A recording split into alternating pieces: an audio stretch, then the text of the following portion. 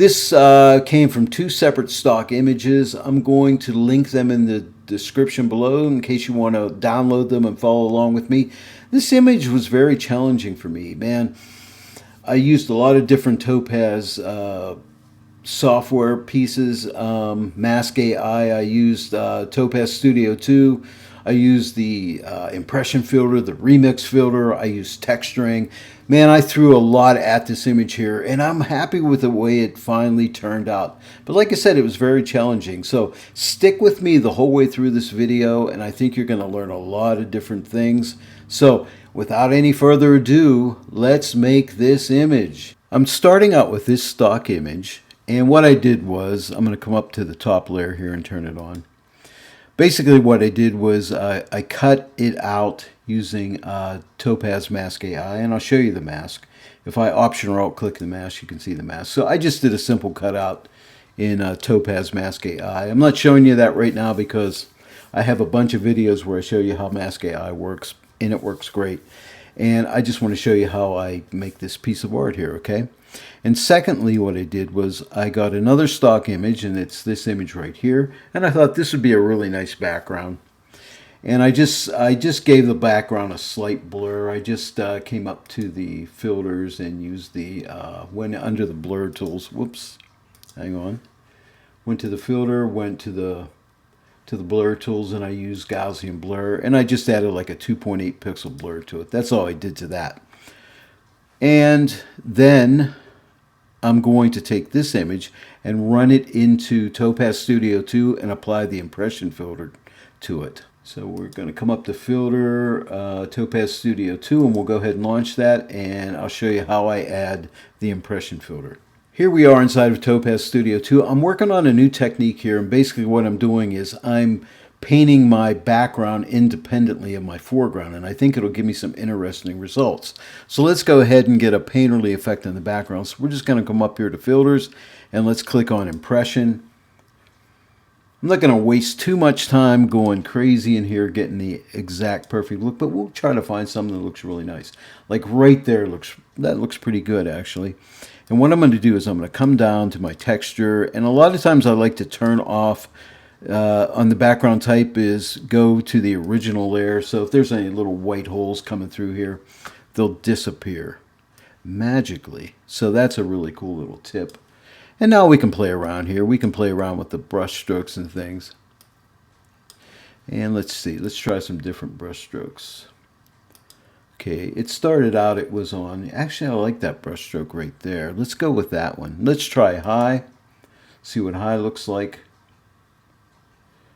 Okay, that's pretty cool. Let's increase the paint opacity, give it a little more painterly look.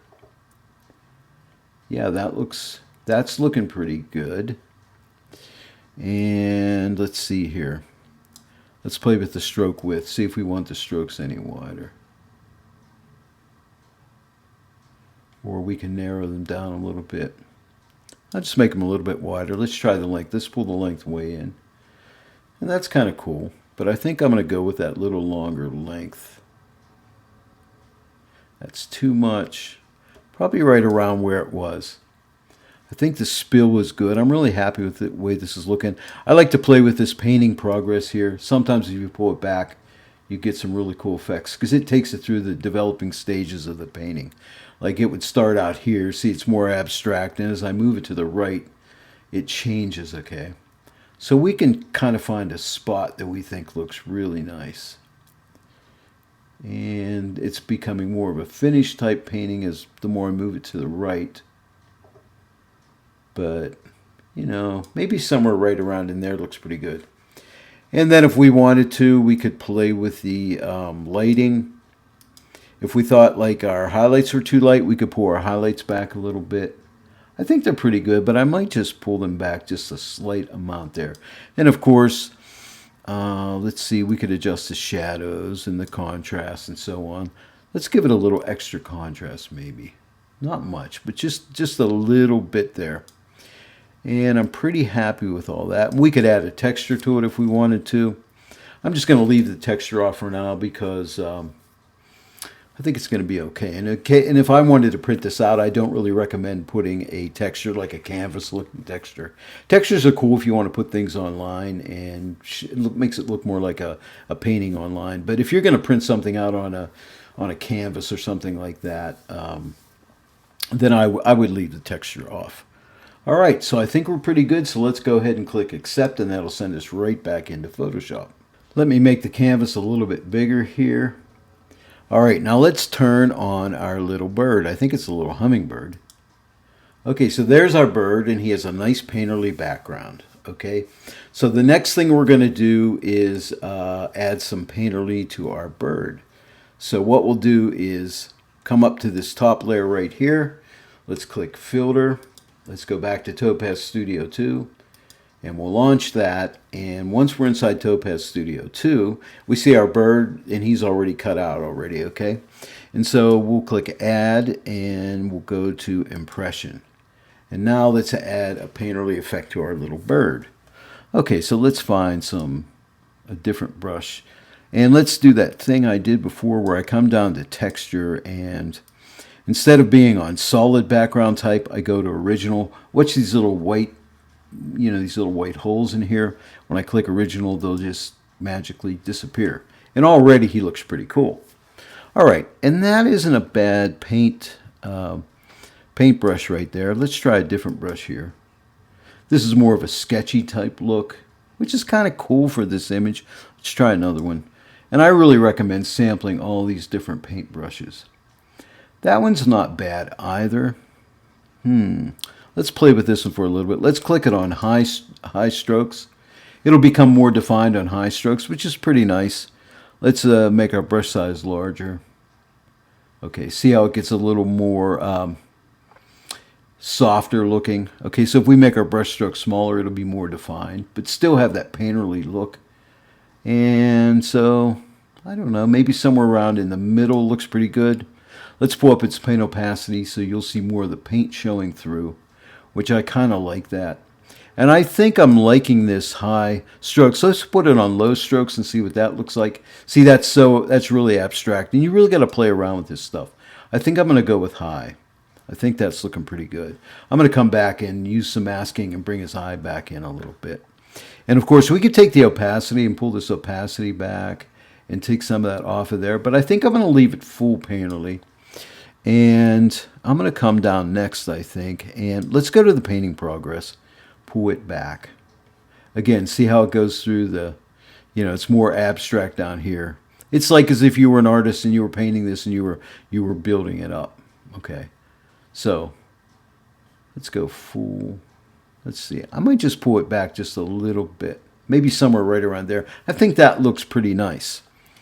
And it's always like, decisions. Let's go to lighting. And I think I want a little extra contrast in here. Yeah, possibly a little extra contrast. Let's try the brightness. Do we want to brighten them up a little bit? Yeah, I don't know. I could work with that in Photoshop some if I need to brighten it up some more. I think I'm going to leave it right there. Is there anything else I want to do here? Let's check our stroke width here. Let's widen it out. Okay, see it starts to lose some of that definition. We can make the width more narrow, and he gets more definition back into him. So maybe I'll pull it back just a little bit, and let's try the length. Let's make the length longer. Okay, make the length more shorter, I should say. Okay, I don't want to go that much. I think the length was pretty good, right around where it was. Do we want any spill? I don't know. It's pretty good where it is. Okay. So, the only other thing I might do is let's come up here to add filter. A lot of times I like to add a precision contrast just to make that paint pop a little bit. So let's pull up the micro on it. See how the paint starts to pop through a little bit? Or it looks more painterly when I pull this up because I'm really emphasizing that. Plus it adds contrast to him as well. So I might just pull up a little bit of low contrast. Let's try a little bit of medium contrast.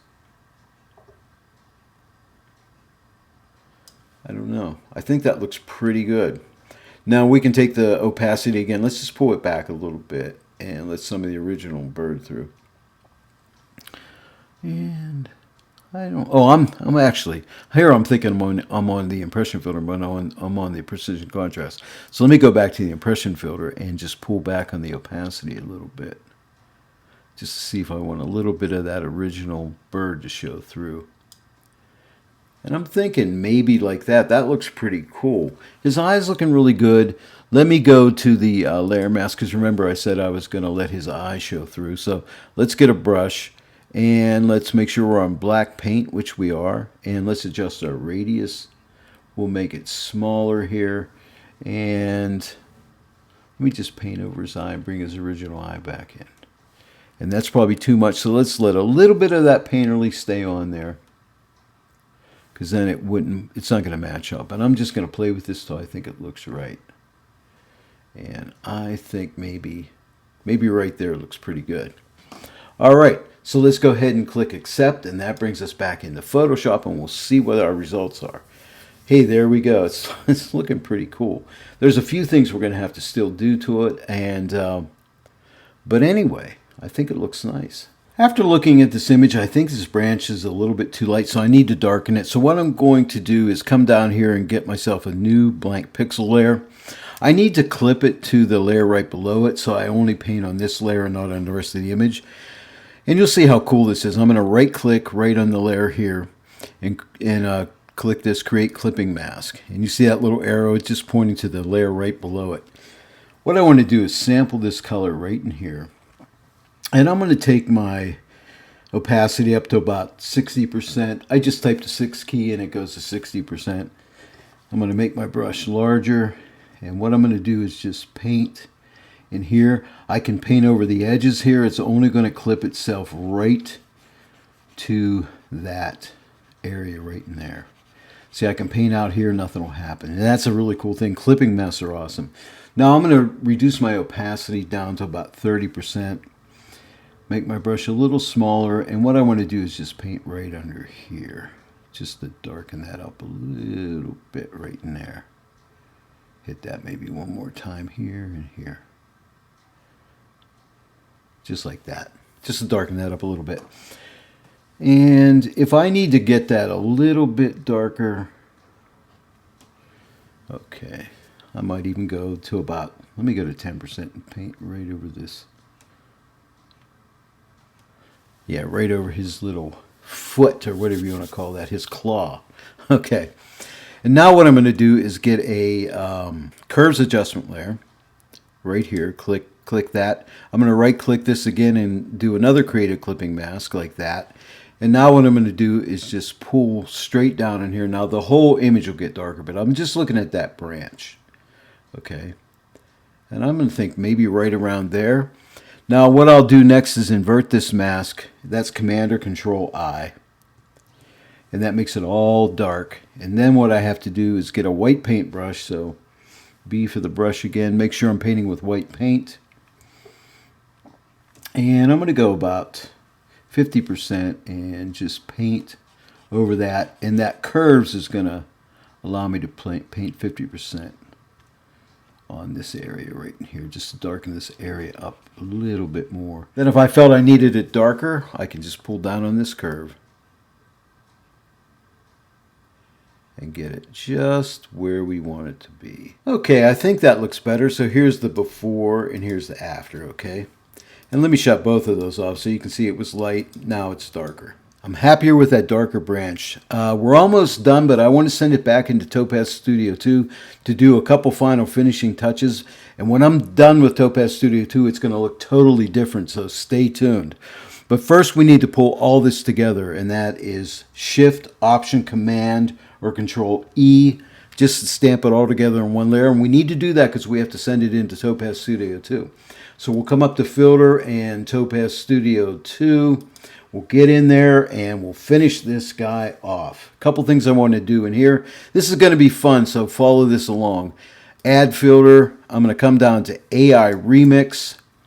And there's a, let's see, which preset in here do I want? I'm going to click the search bar because I know what it is. It's called Fraying, F-R-A-Y-I-N-G, Fraying Shadows. It's this guy right here. Okay.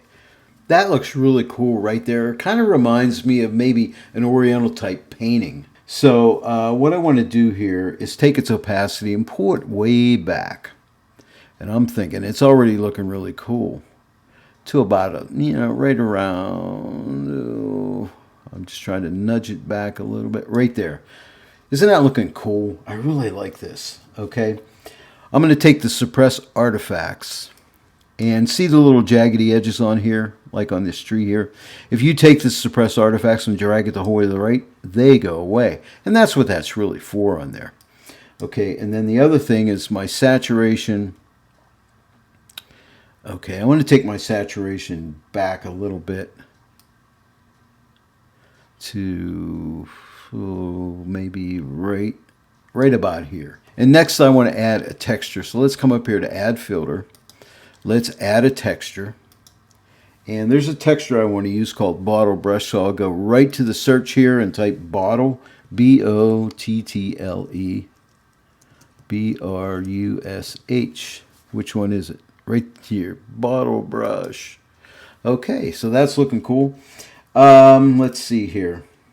I want to use I believe the overlay blend mode here. I'm going to take the opacity the whole way up. See how that's just adding a nice little look to this, and I really, really like that. I'm going to pull my detail maybe up just a little bit more, just to show a little bit more of that texture. Not much, like a 0.07. And now my color strength, I'm going to come down. I'm going to leave the saturation here. This is the saturation of the actual texture, so if I take this off, it shows my original painting through there. But I like that little bit of warmth, so I'm going to double-click saturation and get it right back to 0. So I do have that, the amount of saturation that's on this texture is remaining on it, and I like that warm look to it. But I'm going to go to the color strength and simply just pull it up and add a little bit more warmth. Because right now, the color is in a warmer tone here. And this just sends you through the different hues of the colors here, okay? But right there looks good, and I'm just going to take this up. See how it's getting warmer and warmer? It's more like a red tone. So I'm going to take it to about maybe around a 27, 28, somewhere right around there. Maybe just back it off a little bit. Maybe around a 23. Okay, so let's left-click the canvas. Here's the before, and here's the after. I told you it was taking a definite turn, and I'm really happy with this. I mean, I really like the look, but you just got to keep playing and playing and playing and let that inner artist come out. Don't be afraid to play with this stuff. And I'm just going to click accept, and that'll bring us right back into Photoshop. Here's our original image. Let me option or Alt click the background layer here. Here's the original image. We went from here, and we ended up with this. So I'm really happy with this. Well, there it is. It's finally finished. This was a tough one for me. I really had to work through things and iron out things just to get it to look right. But hey, that's part of the joy of editing. You just got to persevere, press along, enjoy the process, and keep going. And don't stop until it's done, unless you need to take a break. Save it out and then come back and finish it later, okay? Hey, I hope you enjoyed this one today. If you did, please give it a like and share it with your friends. If you're not yet a subscriber to my channel, please subscribe and click that bell notification icon. And then every time I upload a new tutorial, you'll be notified about it.